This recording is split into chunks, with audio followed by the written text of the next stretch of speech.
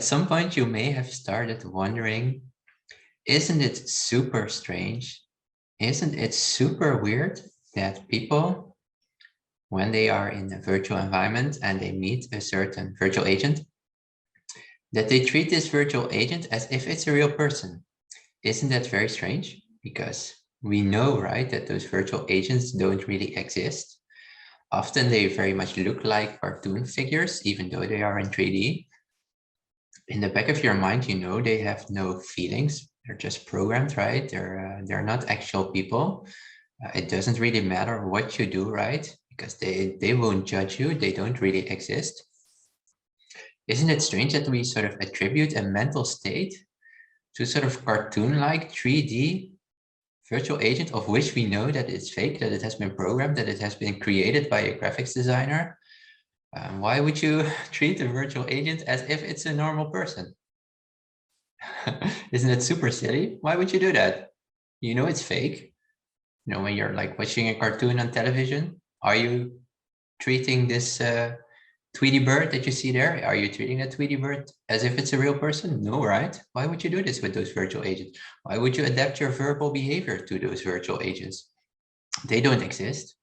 They may be talking to you, but you know that this speech that they produce has been recorded before from an actual person. It's not a real person that's talking to you. It's a virtual agent.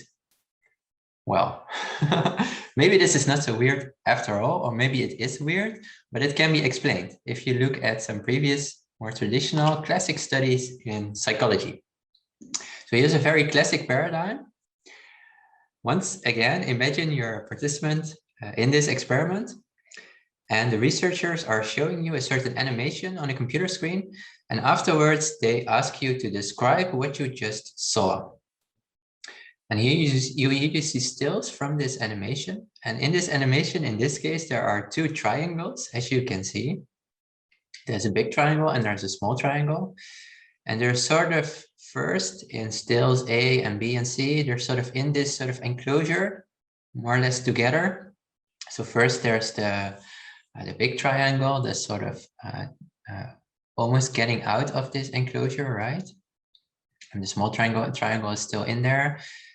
And then in the second still, in still B, it almost looks like this big triangle is trying to get out with the small triangle. And in still C, this is even more clear. It more or less even looks like the big triangle is pushing the small triangle out of this enclosure there.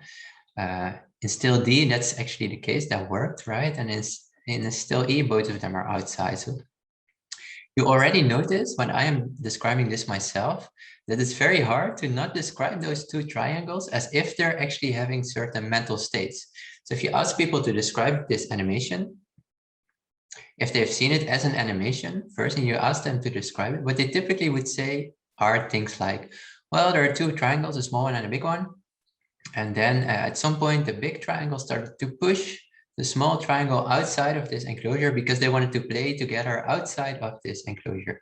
And at some point they managed and they would be playing. So it's almost like, or it's actually like, you're treating those two triangles as if they're people. Some people would even say, well, there is a mother here in the story and there's a child. And the mother wants to play outside with the child. So she tries to invite the child to go outside. If that doesn't really work, she will even sort of push the child outside to start playing there. In the end, they're playing together outside of their enclosure, outside of their house, perhaps even. So really, people are treating those two triangles as if they're people, as if they have mental states. So they're really attributing mental states to two triangles.